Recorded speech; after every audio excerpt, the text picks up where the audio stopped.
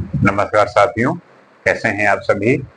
उम्मीद करते हैं कि आप स्वस्थ होंगे, सुखी होंगे और प्रसन्न होंगे।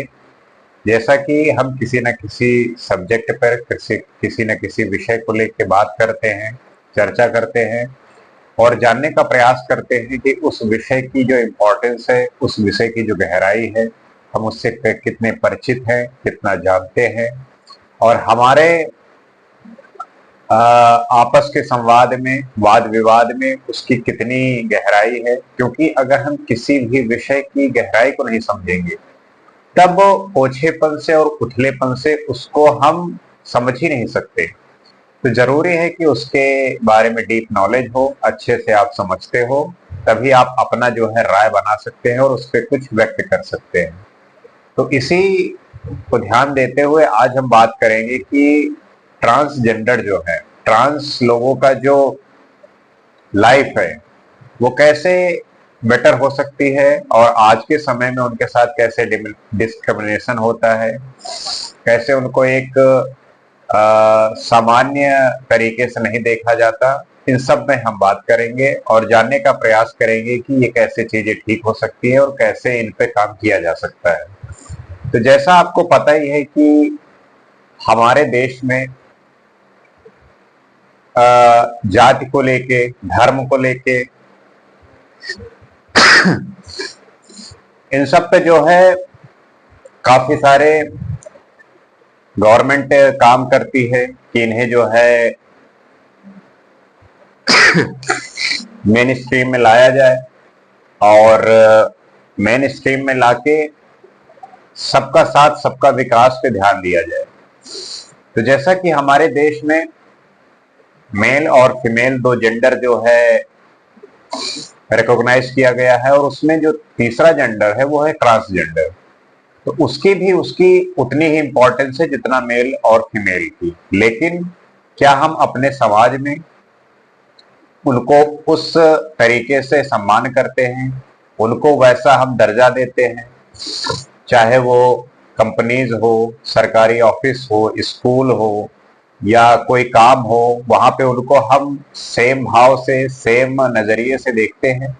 क्योंकि अक्सर होता है कि उनका हर जगह पे एक तरीके से उनकी जो आइडेंटिटी है, उनका जो सोशल स्टिग्मा बना हुआ है, उसको लेके हम उन्हें एक तरीके से अब्यूज करते हैं और उनके सेल्फ रेस्पेक्ट की हम आदर नहीं करते।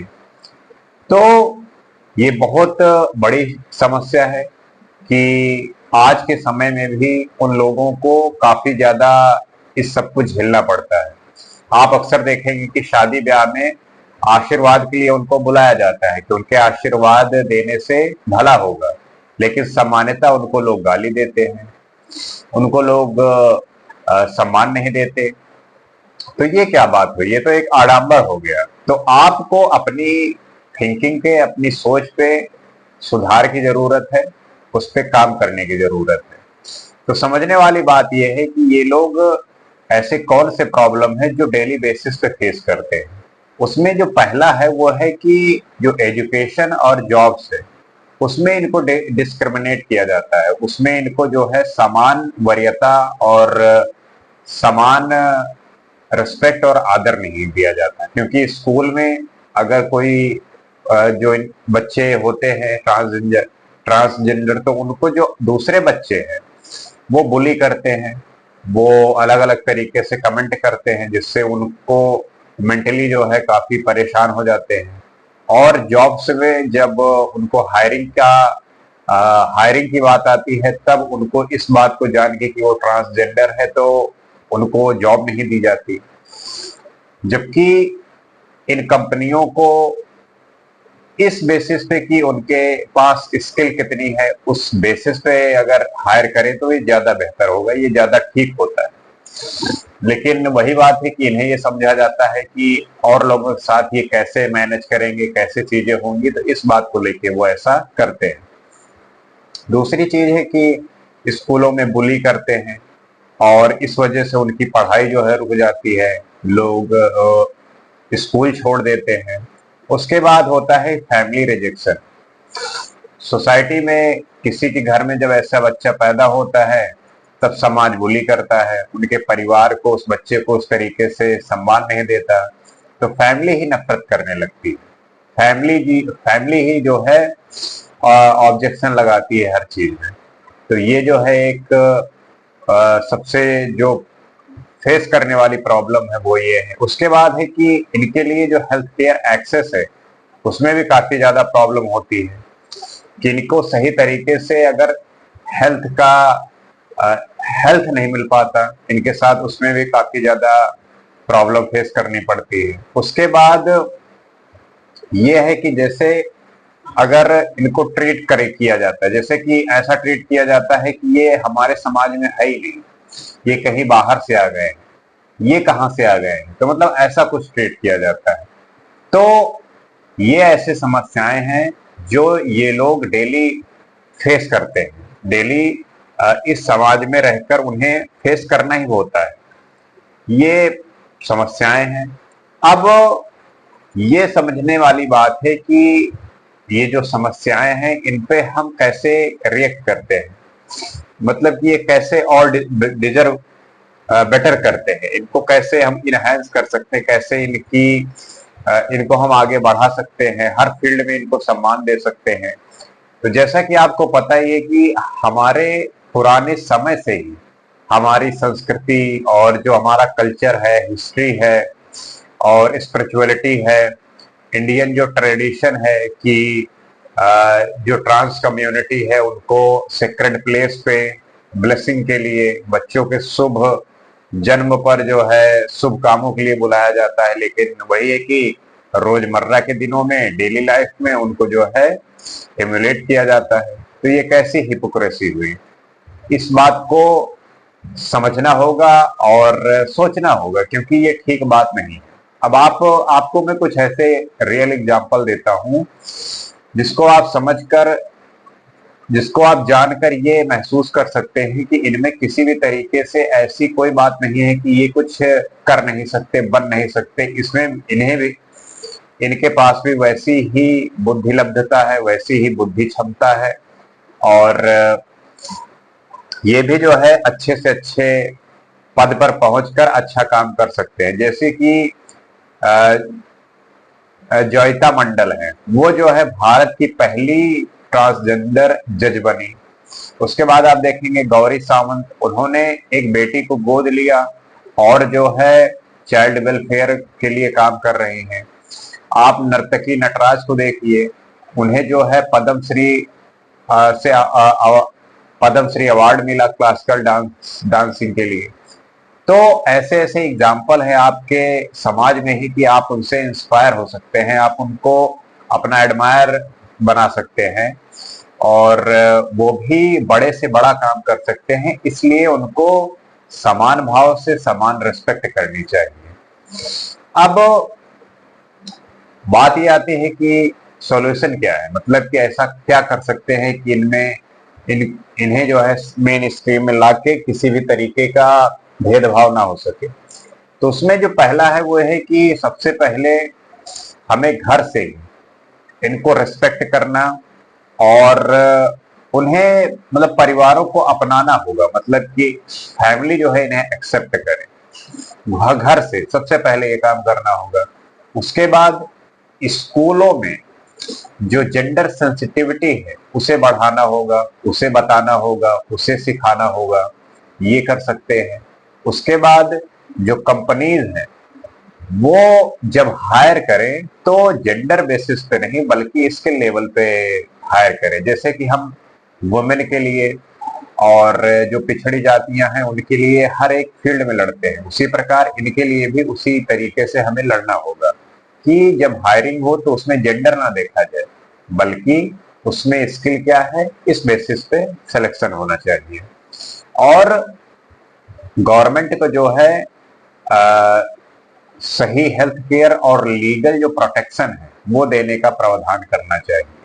और जो सबसे बड़ी बात है वो ये है कि जो मीडिया है उसे ट्रांस पीपल के बारे में एक पॉजिटिविटी जो है फैलाने का प्रयास करना चाहिए, एक सही मैसेज देने का प्रयास करना चाहिए, ना कि मजाक उड़ाने का। क्योंकि अक्सर होता है कि चाहे सोशल मीडिया हो या मेन स्ट्रीम मीडिया हो, हर कोई इनका मजाक उड़ाता है। तो मजाक ना उड़ा के इनके बारे में पॉजिटिव बातें, इनका एक सही एग्जाम्पल देके लोगों के बीच सही अवेयरनेस फैलाएं, ताकि लोग इनको भी एक्सेप्ट करें और इनको भी समान तरीके से आदर करें। अब समझने वाली बात यह है कि जो ट्रांस लोग हैं वो एक्सपेक्ट क्या करते हैं हमसे। तो वो किसी तरीके से मर्सी या सिंपैथी नहीं एक्सपेक्ट करते। वो चाहते हैं कि उन्हें इक्वल राइट मिले, उन्हें जो है समानता का अधिकार मिले, क्योंकि उन्हें भी अपॉर्चुनिटी चाहिए। अपॉर्चुनिटी मिलेगी जॉब में, स्कूल में, तो वो भी जो है मेन स्ट्रीम में आएंगे, उनको भी समान अधिकार मिलेगा। तो किसी सिंपैथी के पात्र नहीं है, उनको वो इक्वलिटी चाहते हैं, अपॉर्चुनिटी चाहते हैं, और वो भी काम करना चाहते हैं। और जो एक डिग्निटी है, सम्मान उनके प्रति, वो भी डिजर्व करते हैं, और वो भी होना चाहिए और मिलना चाहिए। अगर यही बात है कि अगर हम वाकई में किसी जेंडर को ना लेके एक इंसानियत पे भरोसा करते हैं, कि ह्यूमैनिटी को जो कोई लेके चलते हैं, तो हमें जो है एक विश्वास के साथ आगे बढ़कर जो है ट्रांस पीपल को जो है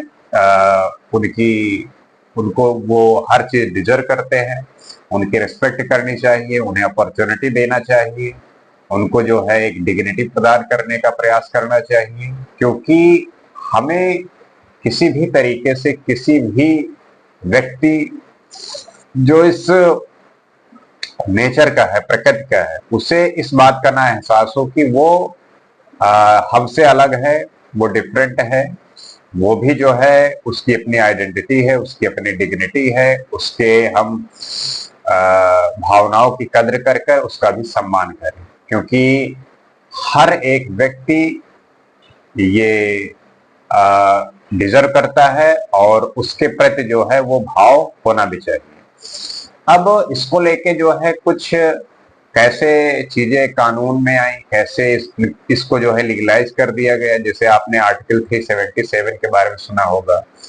तो सबसे पहले जो है नाज फाउंडेशन ने पीआईएल जो है वो दर्ज किया सेक्शन 377 के चैलेंज किया 377 को।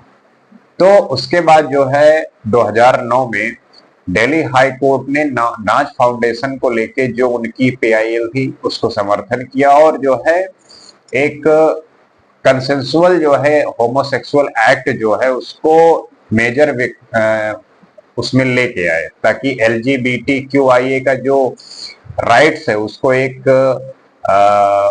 पहचान मिली, एक जान मिली। उसके बाद 2013 में सुप्रीम कोर्ट ने सेटबैक दिया, उसमें दिल्ली हाई कोर्ट का जो डिसीजन था उसको ओवरटर्न कर दिया और 377 को होल्ड कर दिया। उसके बाद 2014 में सुप्रीम कोर्ट ने ट्रांसजेंडर को रिकॉग्नाइज किया एज अ थर्ड जेंडर। जैसे मेल फीमेल होता है, आप फॉर्म भरते होंगे कहीं पे भी, तो मेल फीमेल का जो एक ऑप्शन आता है उसमें ट्रांसजेंडर, थर्ड जेंडर जो है उसको लीगलाइज किया। नालसा के नाम से जाना जाता है, उसमें इसको लीगलाइज किया गया। उसके बाद 2018 में हिस्टोरिक डिसीजन हुआ, जिसमें सुप्रीम कोर्ट ने 377 जो सेक्शन है उसको डिस्क्रिमिनलाइज करते हुए सेम सेक्स रिलेशनशिप, जो नवतेज सिंह जोहार केस है यूनियन ऑफ इंडिया के वर्सेस, तो वहां पे जो है उनको एक ये डिसीजन आया। उसके बाद 2019 में ट्रांसजेंडर पर्सन को जो प्रोटेक्शन ऑफ राइट है 2019 का, वो पास हुआ, जिसमें उनको लीगल रिकॉग्नाइजेशन और उनके खिलाफ किसी भी प्रकार का डिस्क्रिमिनेशन, इस बात को लेके कानून आया, और उनको अब जो है सेम तरीके से ट्रीट किया जाता है, वो चाहे जेंडर को लेके हो या किसी भी तरीके का उनका जो राइट है वो सेव किया। तो हमारा जो भाव है, कानून तो प्रयास करती है कि उन्हें मेन स्ट्रीम में लाके समान आदर और सम्मान दिया जाए, लेकिन जो हमारी भावनाएं, जो हमारी मेंटेलिटी है उनके प्रति वो चेंज होनी जरूरी है, क्योंकि जब हम इंडिविजुअल लेवल पर उनको रेस्पेक्ट करेंगे तो ये जो है एक सामान्य समाज में नॉर्मल हो जाएगा और उनके प्रति किसी भी प्रकार का डिस्क्रिमिनेशन नहीं होगा। तो आशा करते हैं कि वीडियो इंफॉर्मेटिव लगा होगा और आप ट्रांसजेंडर को लेके आपके अंदर भी अगर कोई गलतफहमी है या आपको भी लगता है कि आप उनको एक गलत या ओल्ड माइंडसेट से उनको आप बिहेव करते हैं, उनको ट्रीट करते हैं, तो ये गलत बात है। अपने माइंडसेट को, अपने विचार को बदलने की जरूरत है। वो भी एक इंसानियत के नाते वो भी जो है सब कुछ डिजर्व करते हैं जो आप डिजर्व करते हैं। तो इसमें आपकी अगर विचारधारा उनके प्रति ठीक नहीं है या ओल्ड माइंड जो होते हैं लोग कि जनरली उनको हिजड़ा बोल देते हैं या इस तरीके से गाली दे देते हैं, तो वो उनकी एक अपनी गलती कुछ नहीं है। वो प्रकृति का जो है एक प्रकृति ने जो प्रदान किया उनके पास ऐसा वो है, तो उसमें किसी भी प्रकार का उनके खिलाफ भेदभाव करने की जरूरत नहीं है। उनको समान तरीके से जैसे एक आम व्यक्ति की आप आदर करते हैं वैसे उनका भी आदर करिए, सम्मान करिए। और कानून, सरकार उनके अपलिफ्टिंग के लिए, उनके आगे बढ़ने के लिए बहुत तरीके की स्कीम और प्रयास करती है और ऐसा होना भी चाहिए। और ये हमारा भी दायित्व बनता है कि उन्हें जो है हम आदर दें, सम्मान दें और प्रेम दें। उम्मीद करते हैं कि वीडियो आपको अच्छा लगा होगा। इसी तरीके से किसी ना किसी सब्जेक्ट को लेके हम आपसे फिर बात करेंगे। आज के लिए इतना ही। नमस्कार।